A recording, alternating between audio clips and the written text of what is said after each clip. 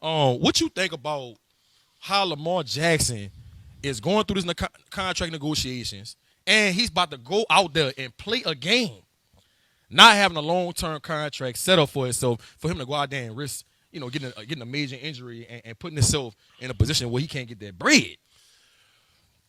I think it's a saga for everybody not named Lamar Jackson. Not true enough. Like he will, all parties at B would love for him to have the contract settlement already done to just where it could just be strictly football. The way he's handled it, hats off to him. He's doing this on his own. His mom is his lawyer, and he is his agent. It's rare to see this in professional sports these days. The one thing I did respect about how he did everything was he saw what Dak Prescott did and said, hey, the contract will come when it comes. I'm not going to settle for nothing less than what I think I deserve, and I'm just going to go out and play football. And over the course of just this offseason alone, he's made more money doing it that way.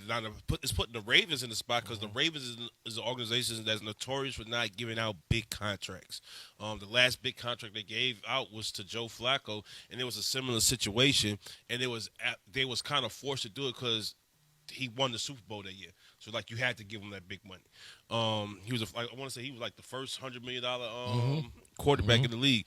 But for the smarts of the Lamar Jackson situation was, he went out and he protected himself. What I mean by that is he went and got insurance policies on his arms, his legs, and it was something. It's like I want to say it's like his ribs or something. Like it's not. It wasn't his whole chest. Like okay. I didn't know that. I didn't know that. Specifically put it on certain parts of his body and his shoulders too. So all in all, if he was, saying we don't wish nobody to get hurt, but if he was to get hurt. He has like on his legs alone is a $250 million contract. Insurance policy. So he's still set himself up to be generationally wealthy. Have he go out on the field and get hurt? Now the franchise tag is for what, $45 million. So they could franchise tag him this year and next year. So that's roughly what, $70 million. The Kirk Cousins did. Right. My thing is, why hasn't he hired an agent? I don't know Lamar Jackson personally. I don't know, what kind of intellectual he is. I don't know if he's good with numbers. I don't know if he even understands contracts fully the way he should, the way an agent can, go up in there and negotiate. But do you think if he had an agent, this deal would have been done by now? Who else represented themselves in the league? It was a DB. Dang, I can't remember who it was, but I know you're talking about. It's gonna come back to my mind. But my thing is, I think if he had an agent, this deal would be done by now. Was it Jalen? Jalen Ramsey. I think it is Jalen Ramsey. Yeah, I'm saying it is Jalen Ramsey. Yeah, I think it might. No, it's not Jalen Ramsey. It's not Jalen Ramsey. I think it might be. No, it's not. He got an agent. It might have been Darrell Reeves. That's who it was. I think it might have been Darrell Reeves. The contract he got from the Jets. Yeah, I think it might be Darrell Reeves. Yeah. But do you think he would have a contract done right now if he had an agent? It's one of those you'd never know because contracts is nothing but, legalities, what I'm saying, and is, written up in a way where his mom is his lawyer. So he knows what he wants. So, that's the main part of an agent, to do the stuff that you don't want to kind of have to worry about, get into, and whatnot. But I think with him putting his foot down, hey, this is my number. And to me, they have to be far off. They have to be far off because now we know that the Deshaun Watson contract is one of those out the norm things. That Deshaun Watson contract has made this negotiation a very difficult task, right, for Steve Bisciotti, the owner, and Lamar Jackson, because how much guaranteed money? $250. The whole contract is guaranteed. His whole contract is fully guaranteed. Right. So that set the market. Yeah, that set the market. And what what you seen was like even what Kyler Murray got like 146. Yeah. So 146. Russell Wilson got like like 70 something. Like they keep going up and up. They're trying to stay like the owners are trying to stay away from 250, the 250 number. But here's the thing too. I think Lamar. This is one of the things that Lamar Jackson has in his back pocket. If you don't like, I think this is a bad year to try to get the contract. Why? Because next year Herbert and Burrow is going to get contracts. So they going into their 4th year? Mm-hmm. Yeah, yep. They going so like you know Burrow and Justin Herbert about to get paid. So you sitting there and like the only person that has any kind of leg up on you, and it's not really a leg up, is Burrow, and that's because he played in the Super Bowl. You know, he has the only other person that got a contract extension in his past couple of years is Rodgers and Wilson that has a Super Bowl ring. Right. So other than those two, his stature is up there. Former league MVP. He's everything for their offense. He doesn't have no off the field issues. So you sit there and you let him play the franchise tag number if they want. You still gonna come out winning. Right. And if you don't get it from the Ravens, another organization will. C Troy. C Troy. I don't even know how you pronounce that. One of our viewers on YouTube, he says Ravens need to get out of the way. For the first time, their star and franchise player is a quarterback and not a defensive player. He need to be paid as such. I mean, and I agree. I agree. I just think, I don't know what Lamar. I know he wants. I think he wants what 225, somewhere around there. I think that's the starting point. Yeah, but I don't think they have announced or reported how much the guaranteed part is, and I think that's where the talks are falling all the way because he probably asking for a whole lot of guaranteed money. He's probably asking for about 200, 195. I think makes a good point too. I think another thing that's being lost, kind of in the sauce in this is the first major contract that the Ravens organization has to do without Ozzie Newsome. Ozzie was that former NFL player who had great relationships with the guys who, he might not have been able to give it to him and guaranteed because Steve Prasad still is his boss, but he would have been able to like flip it into a way where it would have been player friendly but organizational friendly as well. So by Lamar, holding his ground, and here's the thing, he hasn't held out. He's at every practice.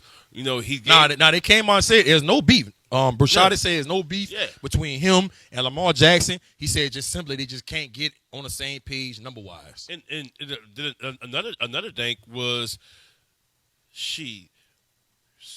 the Ravens. When you think of the Ravens organization, you always think of defense. Defense. You could think of the notable offensive players throughout their whole since they came from the Colts to Jamal Lewis, Ray Rice, Flacco. What was the return specialist and wide receiver for them? Jermaine Taylor. Yeah, Jermaine Taylor. No, it was that's his name. Yeah, I think it was Jermaine Taylor. He the one like he returned the kickoff in the Super Bowl and all that stuff. Said Todd Heap. Now Mark Andrews, Jonathan Ogden. Jonathan. Marshall Yonder. But like it hasn't been the quarterback outside of Flacco. So this is that back in my day type deal to where the Ravens just kind of got to get out the way, like C said, and realize if you don't pay him what he's asking, he's gonna walk. And because of how good your organization is typically ran, you're not gonna find a void to fill that spot until the next couple of years. Because even Lamar Jackson was like the 20-something pick, the 31st pick. You traded back into that round and got him. You're not going to luck up twice in that situation. Yeah. And, I mean, he's owed $23 million this year. And so this is typically – this is for next year that they're trying to get this contract done for. And if they can't get on the same page, they're just going to franchise tag him. like most teams do. And he gonna get $45 million added on to the $23 million that he's gonna get paid this year. And I think what you're seeing, Lamar Jackson not tripping. I think he's looking at this like, look, I want my money, I won't get paid accordingly. But look, y'all still gotta pay me 23 M's this year. Yeah. And then next year, if you still can't get on the same page, you still gotta pay me 45 M's. And like you say, with the insurance policy and things like that, he's not pressed Right. to just rush and try to just get a deal done just to say you got a deal done. So I commend him on that, man. I just think that, and like I said, I don't know Lamar Jackson personally, never met him. I just think if he had an agent, this contract negotiation would be going a little bit smoother. Well, let me ask you this: do you date? Because yeah, it would be going smoother, but as you a business owner yourself. So Yeah. let's say I was representing your business in a deal. They could tell me that the person I'm going to make a deal for you for could tell me things that they wouldn't tell you in your face. Because at the end of the day, you the owner, you got the final say so and all that stuff. My job is to tell you what they said. This is the terms and stuff. But when you sit down in the face, it's hard for me to tell you, hey, look, I'm gonna do this, but I don't like the hip hop aspect. Right. All that stuff. I can't. Say, I got to tell you this to your face. Right. And you can't. That's hard to turn down. What I think about also long term, if you're a free agent, where does the Ravens sit on your list now, knowing that this is how they treating one of their stars, former league MVP? Because especially today, where even though, like you said, we see it's no bad blood and none of that stuff. It's just like, hey, he's at one number, there's another number. But then it's always going to come to, is it a race thing? Right. Is it a this thing? Is it because he's a black quarterback? If this was Josh Allen instead of Lamar Jackson at the Ravens, would he have gotten his money? Versus Lamar. Nah, I think this too. Because I got a couple friends that are agents in the NFL, and a lot of times when you see the contract negotiations going on like this with these agents, they'll get a deal done with certain teams because they'll say, look, take care of my guy Lamar, right? Take care of him. And then when, let's say, his client is Jameis Winston, right? Or whoever. Look, I'm going to make sure I take care of y'all on that contract when this deal come up. You see what I'm saying? That's the kind of stuff be going on with these contract negotiations. They do deals, they do favors for each other, and say, look, I'm going to take care of you with him. Yeah. You see what I'm saying? Yeah. Or they set things up for down the road. And you see that all the time in the NBA too. Yeah. You know what I'm saying? And that's what, when you have a good agent, people like Drew Rosenhaus, who represents 60-something players in the league. So he'll go into a contract negotiation really like on some, look, you don't take care of him, when this one come up, I'm gonna make sure we play hardball. You see what I'm saying? Yeah. And when you got a agent like that, it puts you in a good position. And I think Lamar Jackson probably would have a deal done right now had he had an agent, a good agent. As a fan, do you have a problem with Lamar Jackson representing himself? Well, not even represent himself. I think possibly, because the deadline is today or tomorrow. Like it's one of the 2 days that he gave the Ravens. Like he's not even going to talk about negotiations after this point. As a fan, do you have an issue with your franchise quarterback stepping on the field, not secure long term?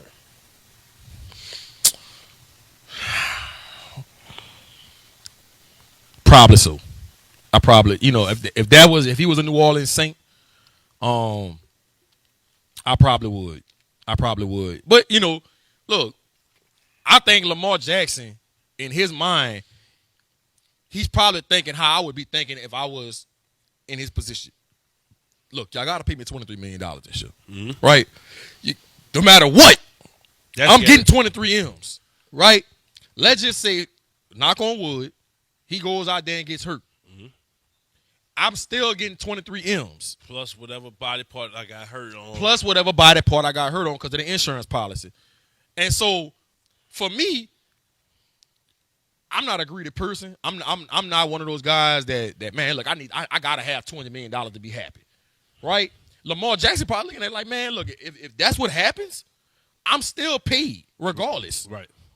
But in the event going forward, nothing does happen. I want to get paid like some of the top dogs, or if not the top dog in the NFL.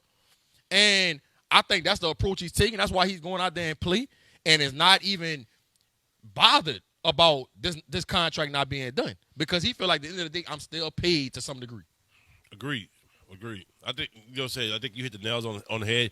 And to me, this should be a blueprint of all the whether you play quarterback or not. This is how you handle business. You don't do like what Kyler Murray did. It was like, and it turned into like a bloodbath going back and forth with each other. You don't do like what Aaron Rodgers did. I'm gonna retire. I'm not gonna retire. I'm playing hopscotch with it. You were like, hey, I'm y'all. If I'm holding y'all to y'all end of the bargain, I'm gonna hold up my end of the bargain. My end of the bargain is playing football. At the end of the day, I'm still on my rookie deal. This is the last year of my rookie deal. I'm guaranteed it's 23 plus the endorsement and all that stuff. I'm good. But what I'm not about to do is I'm not about to go out there and play under a number that I'm not okay with. I'm okay with 23 right now because, hey, this is the last year of my rookie deal.